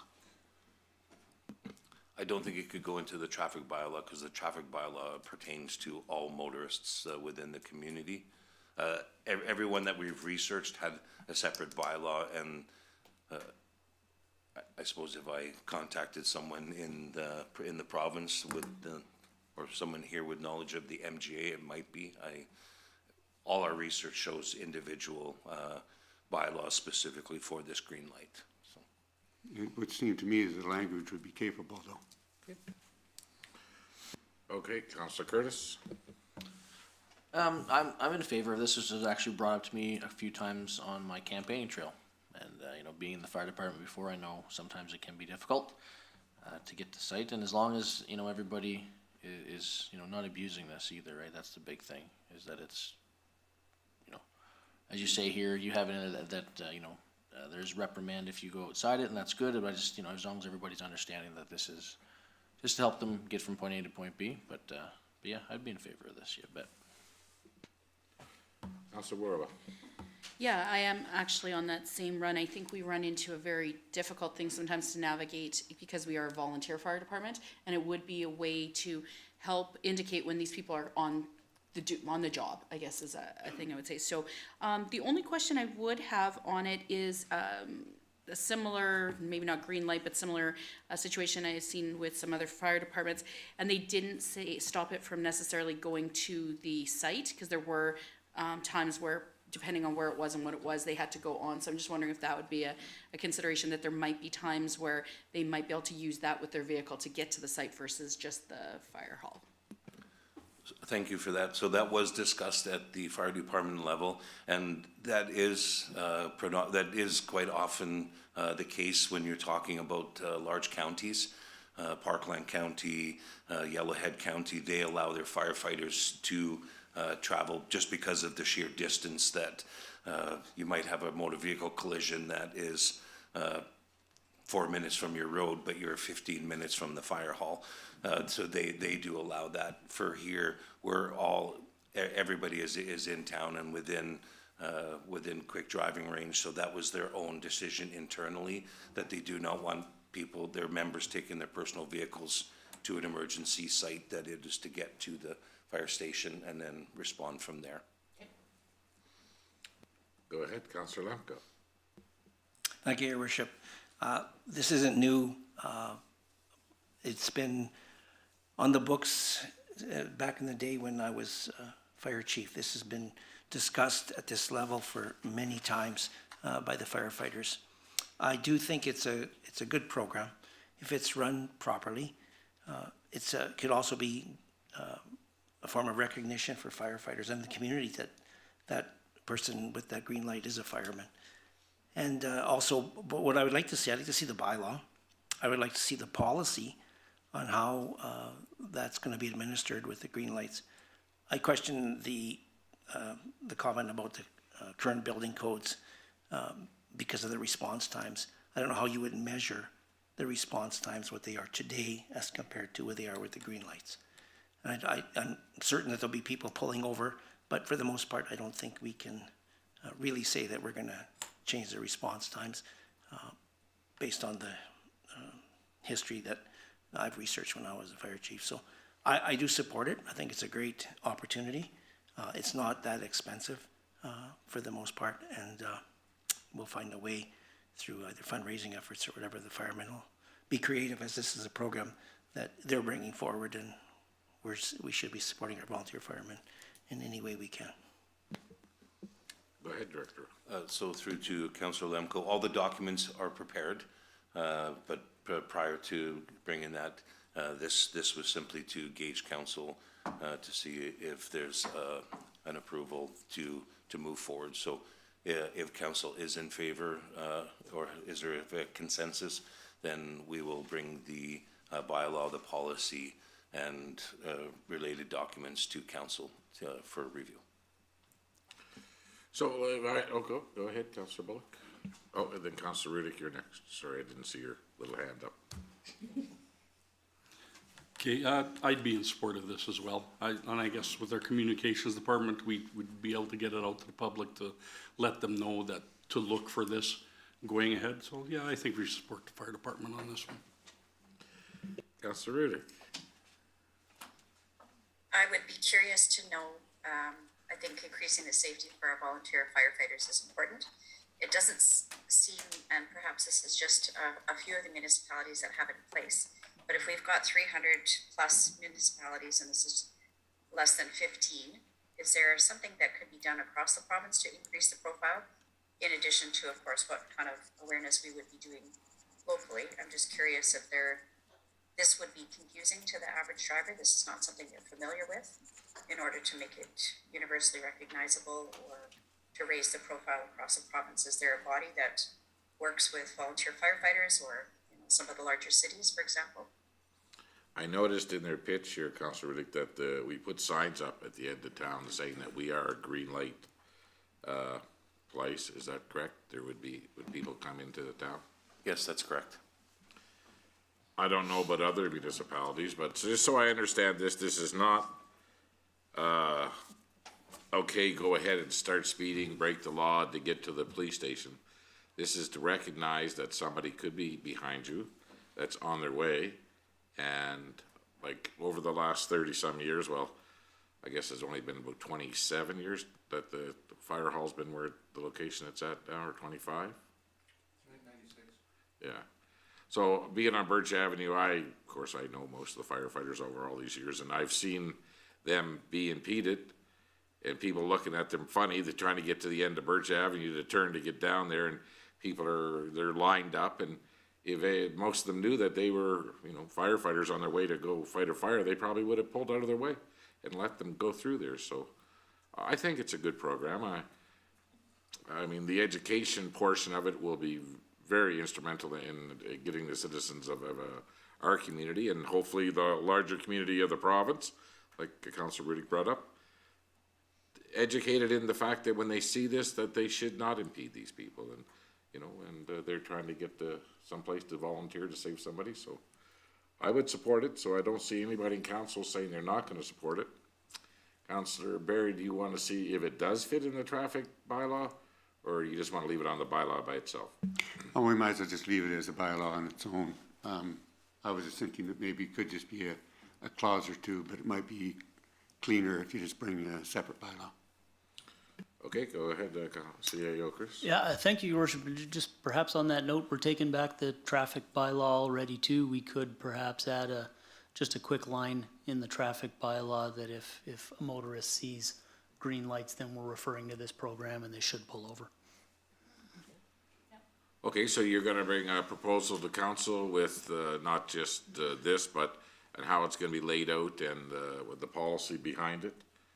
Okay, then we'll look forward to seeing it. Thank you very much. I think that's it for you, Director Rowe. Director Lefebvre, you've got, okay. Director Saskew.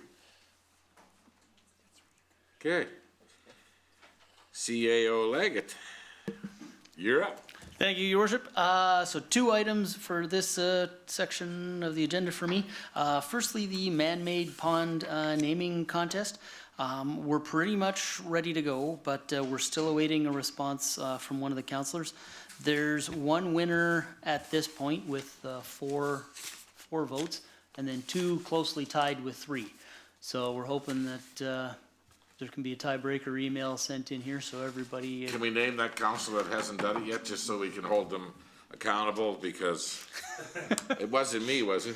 Councillor Warwa. Oh, come on. I sent mine. Yeah. Look, Jameson ran away. Yeah. No, I did send mine. Okay. Yeah. Okay. You saw it, yay. I'll double check. That's what I was told Okay. this morning. So, okay. You Very know what? good. It might be buried in the reply all. Perhaps. Yeah. Because Okay. if you saw it, then it's in the reply all. Okay, we'll double check. Okay, so it's not that we have a controversy here. So we'll get through this and we'll figure it out, and I guess we'll make an announcement soon. Yeah, we're literally ready to bring that back Oh no, someone ASAP would be here. impactful. Yeah.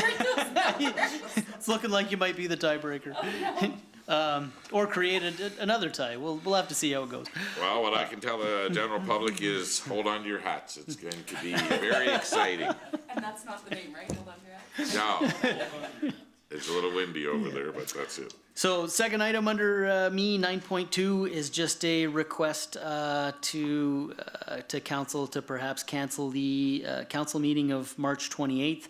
I understand the mayor, Councillor Curtis, and myself will be away for that meeting. As it stands right now, our action tracking sheet, we've only really got a couple of things scheduled for the 28th. So if council's open to that idea, we could easily bring that stuff back at another meeting. We have nothing pressing coming up. The changes to the traffic bylaw will be made, and so we really don't have a lot, so we'll let Deputy Mayor Councillor Barry off the hook on this one, because I won't be here.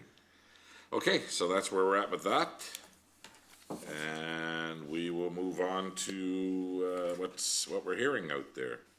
So we're going to start with Councillor Levco. Yeah, not a lot hearing from the community other than what's with the Vegreville Supports Ukraine. So I spent a lot of time putting that together for tomorrow night's committee meeting at the social center. this is an opportunity for the community to come out, listen to what we're proposing, get on a committee, help us to help their Ukrainian friends and what's going on with them. So I encourage everyone to come out tomorrow evening, 7 o'clock at the Social Center, and come and listen, come and volunteer, and let's do this for our community and, more importantly, for the friends from Ukraine. Thank you very much. Councillor Riddick, I know you've been busy with the FCM and some other things, but what have you heard from our community? I would say along the same lines, I've got a few specific offers for assistance for the Ukraine venture, so I'm actually just sending another email about that right now to Sandra. And the other question I had, of course, is back alleys. As people are either happy or their front streets are dry, they're now starting to worry about the back alleys. So I know that our staff have been working on back alleys as well. So kind of a common problem in spring as things start to thaw. Well, with the amount of snowfall we've had, I'm sure that there's gonna even be more water in some places and stuff. I know last year we targeted some of the worst bad ones that we found that were something that was the town could control. And the ones that are not under our control will probably be the same as they always are. I know that there's probably something Public Works, like some of the same things they brought forward last year that they'll be moving forward with, but I will leave that for Dale's, Director Lefebvre's report. Okay, that's it for you. Thank you very much. Move on to Councillor Barry. Thank you, Your Worship. We attended, or I was there with a few others there at the registration night, and was trying to promote the Vegreville and Regional Historical Society, and actually had a number of individuals speaking with me on it, and were quite interested. So I'll probably ask Director Rowe to add more to it, but we are having our first meeting for that March 24th at 4 p.m. in council chambers. And it will also be, the link will be going out so that you can watch it on YouTube. I'm hoping that we get a good response on it so we can get that society up and running. Other than that, that's all I have to say. Okay, thank you very much. Councillor Warwick. Okay, mine was very similar. I just kind of had two things that came up almost as questions I was hoping to answer from it. One is for tomorrow. I had outreach from somebody from another community, and they were wondering if we're okay if they were to send a representative to kind of watch how we're setting some of it up. Okay, I see a head shaking, so that's great. Yeah, because they said that they see us being leaders and don't want to duplicate, and also wouldn't mind seeing how we got it going. So that was one of the questions. The other question, I guess, is somewhat directed towards Director Lefebvre. Can you tell me on the, I can give you the wrong side of town, on the north side of town, when we're heading out towards what would be in Minburn County, the mobile park that's out there, how far is the towns, like how far do we clean for roads and stuff going that way, like say 50th Street towards them? We go 50th Street north up to, but not including the intersection. Okay, so up to the intersection. Okay, thank you. Are you good? Yep. So just to let the inquiry know that anybody that's inquiring, this is not just gonna be the town of Vegreville. This is the surrounding communities, and it's getting bigger all the time that people we're gonna join our forces for this whole region in what we're doing. So anybody that wants to participate or has ideas or how this may move forward, please invite them. Councillor Curtis. I've been out and about in front of my house, chipping ice and trying to get rid of the buildup of water that tends to happen there every year. Actually, in front of Director Saskew's parents' house, I helped create a little flood channel to get rid of some of that water there. So that was my workout for the week. And when I was out there, I talked with a few residents. One gentleman who had some rental property, and I kind of mentioned to him about if you're having any openings or looking at maybe housing some refugees when they come over, was one. And then as well, just about the level of snow removal, again, people passing by like to comment on that. And I'd mentioned we had a lot of good comments, what was going on this year. And that, yeah, next year's a new year. Hopefully this is the last bit of snow, but definitely people thinking about Ukraine and hoping we get a lot of support out tomorrow night. Thank you. Councillor Bullock. Hi, and as well as, like everybody else, Vegreville Supports Ukraine, I've been getting some inquiries about that. That's what I've just been telling them about the meeting for tomorrow night at 7. So anybody interested to come out to that meeting tomorrow night, that would be great. See how they can help out.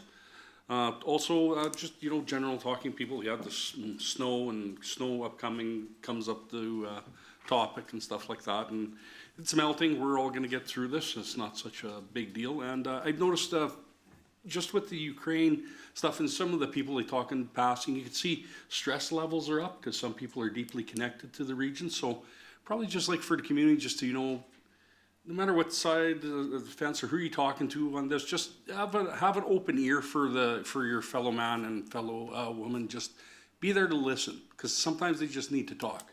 So it's a real important thing. We always talk about mental health one time a year, it seems like, but keep talking about it, because people do want to reach out, and you could just, you know, have a little compassion towards somebody, and sometimes that's all they need is to talk about it. That's all I got. Okay, thank you. Anybody that has contacted me the last little while, I've asked them to contact the town in each department. And I know that we're being stressed too, councillors, no matter what, as you're being contacted with some concerns, please direct them to the right numbers here at the town. So, and if then inform them if they're not feel they're being listened to, then get back to you. That's all I got. I mean, I'm hoping that tomorrow night is going to be a start of something really good for our community, and it's going to bring everybody together, and like I said, this whole region. So if you have time, please show up tomorrow night. Next up, we have... Oh, Councillor Riddick, yes, she was already done. Okay. I thought she had her hand up, sorry. Did you want to go again? Okay, then. I'm sorry, hand. So we're going to start with Director's Highlights, and we're going to start with Director Saskew. Thank you, Your Worship. So I have a few items for you today. So Corporate Services continues to work on year-end. Audit fieldwork has been completed, and draft financials are scheduled to be reviewed with Council on April 5th. And the financial presentation by Wild & Company is planned for April 11th. So stay tuned for some exciting documents. I am looking to Council for some guidance. The tax rate bylaw is in process. Just want to confirm the tax levy split. In the prior years, levy was split 47% residential and 53% non-residential. In addition, in 2020, Council approved an increase in the discount to the tax rate for small businesses from 15% to 20%. Is it Council's wish to have these figures remain the same for 2021 or 2022 taxation assessment? And when do you need to know this? Before May, so in April would be ideal. Okay. So in the next 2 weeks, I would hope. Yeah, Okay. for sure. We can make that decision for you. Okay, and we have submitted an additional ISIP claim for January and February 2022. Project total of $405,000 for those 2 months, and of that ISIP is going to pay us $202,000. So that is good. And we've also looked into some green funding in the past week. So myself and Director Lefebvre, we are looking for council direction on whether or not to proceed with applying. And it's a loan with a grant forgiveness, so to say. So funding is provided for up to 80% of an eligible project cost. So 80% of, let's use the force main, 2.85 million is 2.28 million. We could apply for this loan. The grant amount is up to 15% of the loan. So 15% of the 2.28 million would be 342,000. It has been noted that the interest rates based on this from FCM are competitive rates, but it's unclear on the term of the loan right now. I have reached out. I haven't had any contact back. Is it a 10-year loan? Is it a 20-year loan? I am not sure. So before we do any additional research, is it an initiative of council that you would like us to look into? Note that if the term of the loan is for only 10 years, that has an impact on our operating budget. So most of our debentures are 20, 25 years. That allows us to bring principal and interest payments into operations over that term. So something that, let's say 2.28 million over a 10-year term, that would be significant increase to our operating budget, which would have an impact on, like, let's say a tax increase. So I would like some guidance from council on that as well, as to whether we should look into this, because it's a loan with a forgiveness portion. It's still a loan. It's not the same. So it would free up, if we took this loan out, we could use the MSI funds that we had put toward the force main and do an additional initiative or save it for next year. But then we still have that repayment portion of it. So, and it's still significant amount that we'd have to repay. Could we do it, get the forgiveness part of the money, and then take a debenture on the rest and pay them out? Or do you gotta settle in the 10-year term? And that was something that we had spoke about, like, or that we, we do this and then use our MSI to pay that, or I don't know that, and I just would like some direction from council before we start digging a hole any deeper. Well, I don't see anybody saying, no, don't try to save us any more money. Well, exactly.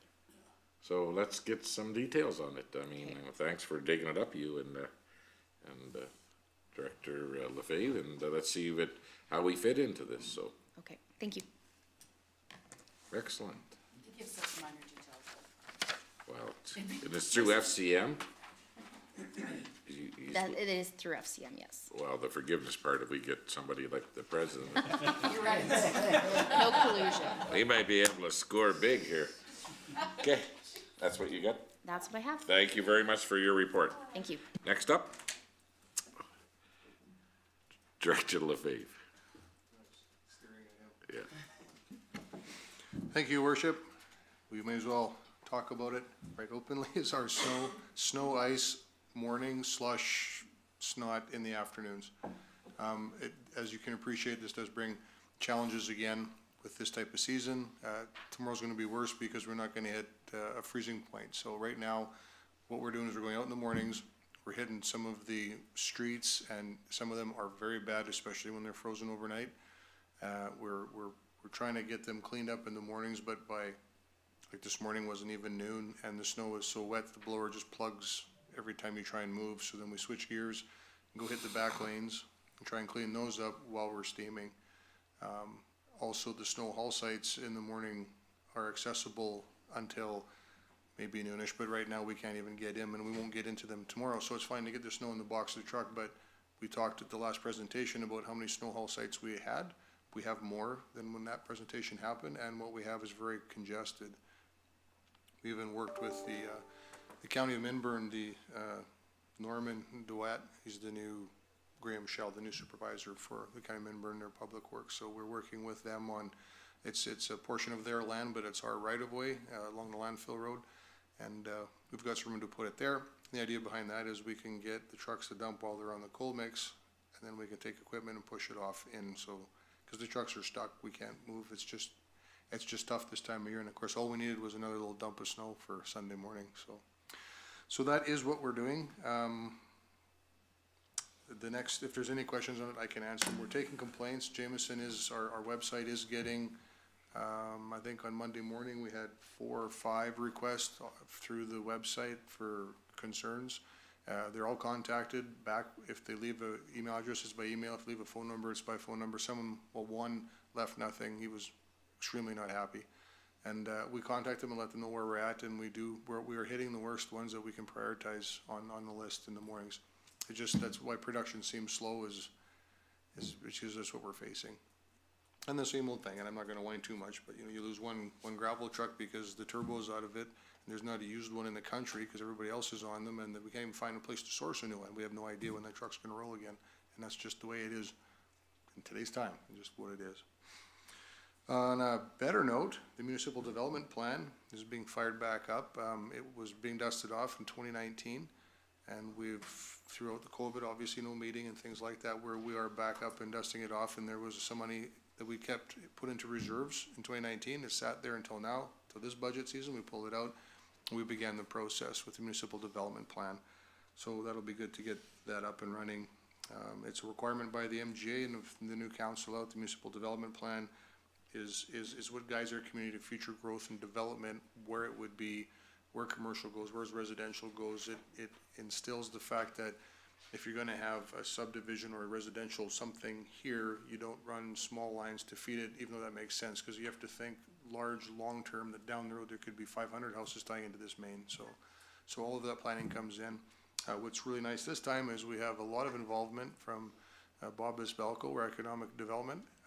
He is in part of this, he's involved, and he's happy to be a part of it, and we're happy to have him. That's something that is new for us to have that closely involved in our municipal development plan. So it's all working out very well together.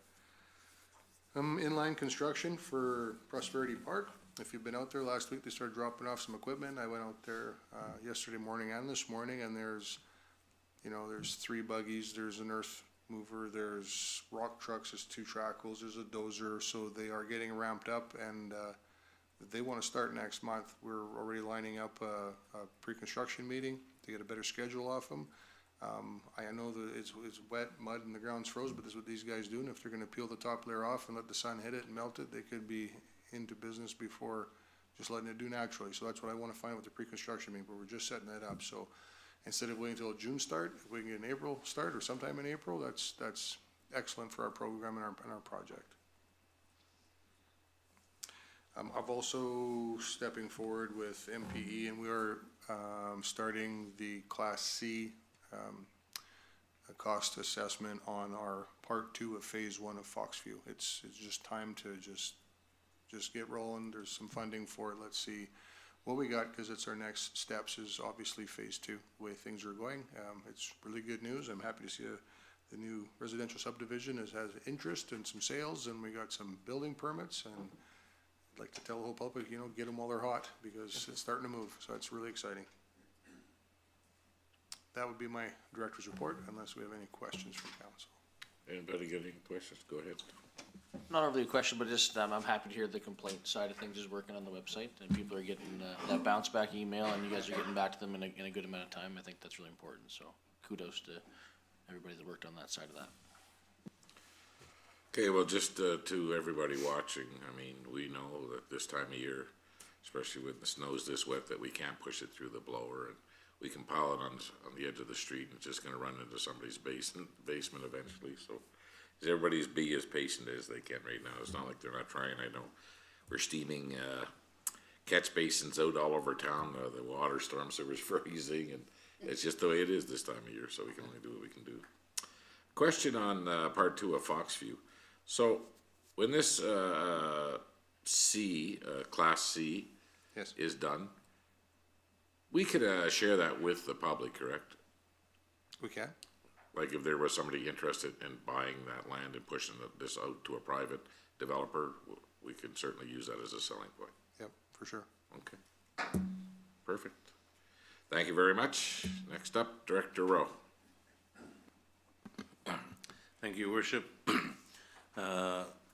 Over the last couple of weeks, working with my departments, everybody's getting geared up for spring and project planning that's going on within all the departments. We've been following up on some grant applications from back in the summer of 2021 that are behind and can't seem it's getting worked on. So some projects that could be fully funded. We're still working on that. We finalized the request for proposal for the highway pylon signs, and that will be posted on APC shortly this week, and get that project up and going. Of course, the Regional Historic Society meeting on Thursday. I've been working with Councillor Barry on that, and so that will be presented. That will be here in person, and we'll also be live streaming it, and we'll be getting it out to the public where they can watch afterwards. And big thanks to Jameson. He's been doing the throwback Thursday every day. So promoting it out in the community.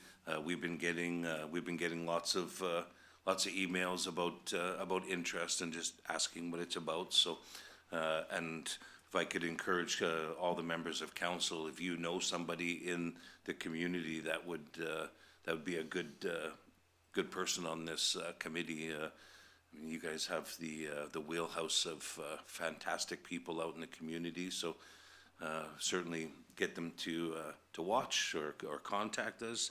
And as Director Lefebvre was saying, the the website form.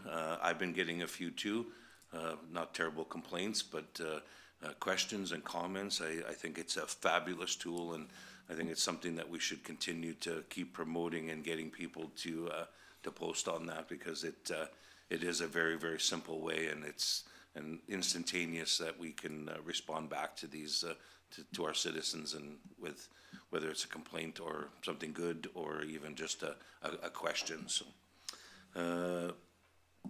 been working with tourism and culture on a plan for the museum and the event center.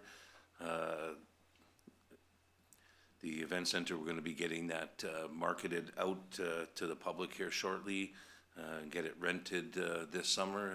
We put a lot of work into that. It looks fabulous inside. So, say the issue right now is there's 100 feet of snow around the entire building. So, but we're looking forward to getting that utilized and start working on a plan for the museum. You can go on the website and put a comment down about that. Yep.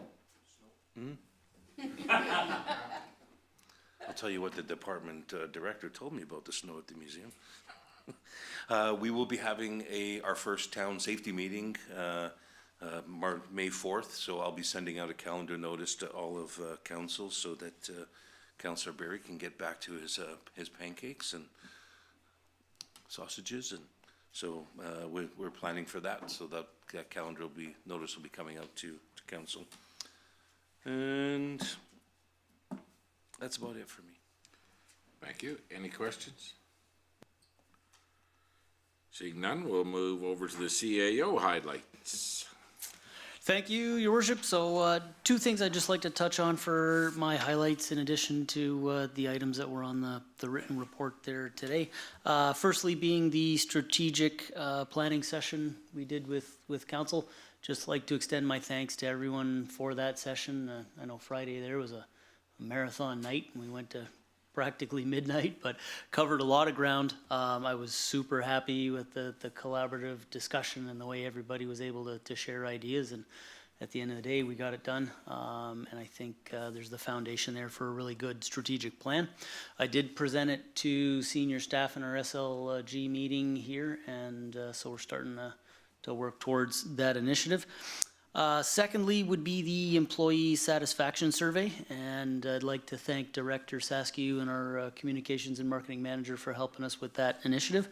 And just for the benefit of the public, we put out a fairly detailed employee satisfaction survey that asked the staff a number of questions, and as well provided a section for comments. Overall, it was really good. We'll be looking to meet with a few more levels of the staff here over the coming weeks and months to work towards some of those comments and some of the suggestions they made. And what I will say is that overall, the satisfaction with the organization was quite good, and 75% of the respondents indicated they were happy and willing to work for the town of Vegreville until they retired. So really, really good results in my opinion on that initiative. Won't be the last one. My intent and hope is to do those at least every 6 months, if not a little bit sooner, to make sure we're always sort of getting a pulse of the organization and see where the staff are. That's it for me. Okay, thank you very much. Is there any other business of council? Go ahead, Councillor Bullock. I just want to say too, Chris, that the strategic planning meeting that we had in the week was really good, and you can see that we're all very unified in how we think.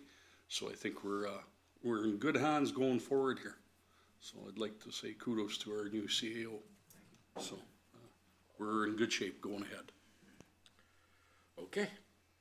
So on today's closed session, we have 3 items that we need to discuss, and basically it's the disclosure is harmful to the business interest of a third party.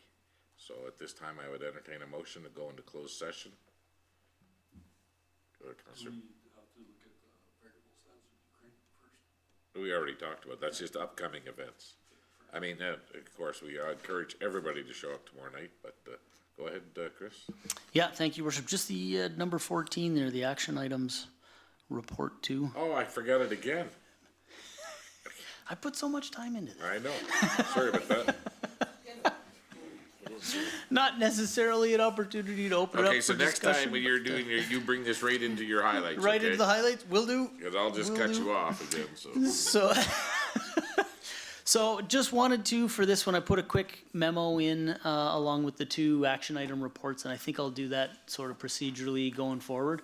But definitely happy to report the first month that we'd implemented that program, we saw about a 75% success rate, or completion rate, I should say, with the action items delegated by council, which is really good.